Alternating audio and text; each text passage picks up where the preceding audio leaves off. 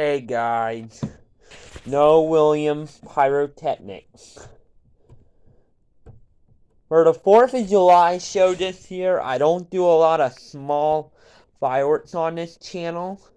So majority of the fireworks that I will be getting will be smaller.